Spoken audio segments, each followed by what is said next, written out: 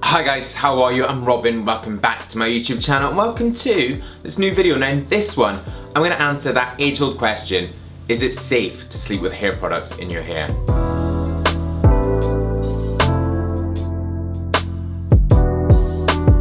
So when I was doing my research for this video, I was pretty shocked and actually a little bit worried at some of the stuff I read. There are some extreme articles out there and a lot of scaremongering.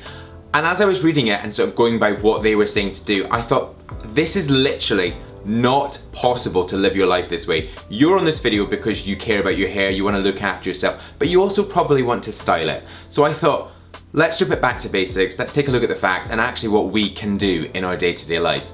So in this video, I'm going to talk about hair loss and thinning, spots and acne, types of products, the ideal routine, and then finally, other factors. Now before I get going, if you're new to my channel, hello, I'm Robin. This, my channel, is Man for Himself. Please do press subscribe. The button is literally just below this video. But here we go.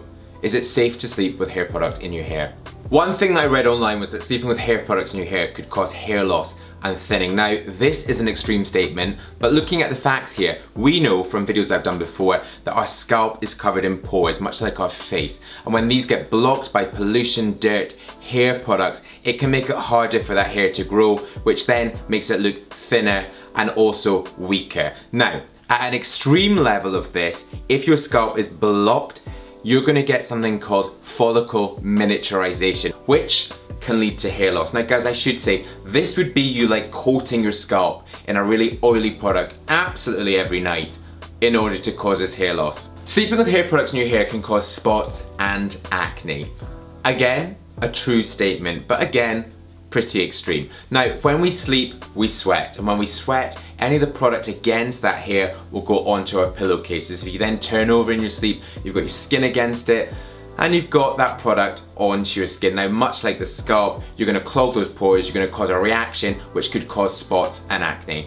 If you are sleeping with hair products in your hair, then different types of products can do different sort of things. Like oil-based products tend to trap the most bacteria, and they can cause a breeding ground for acne. If you are getting spots, it could be from ingredients like petroleum, silicons, jojoba oil, and shea butter. A lot of people also tend to have problems with sodium lauryl sulfate, which is SLS, and ammonium lauryl sulfate. Now, if we're looking at specific product types, then gels, pomades, and hairsprays can be some of the worst offenders because they will tend to block those pores, and also they generally have quite a high alcohol content. If you really want to go clean and really be safe, then the best things to use are organic products. Those tend to have a lower expiration date, well actually a faster expiration date. You've got to use them quicker, and they tend to be more expensive. So the perfect routine can be broken down into 4 steps, and that is 1. Never use a hair product.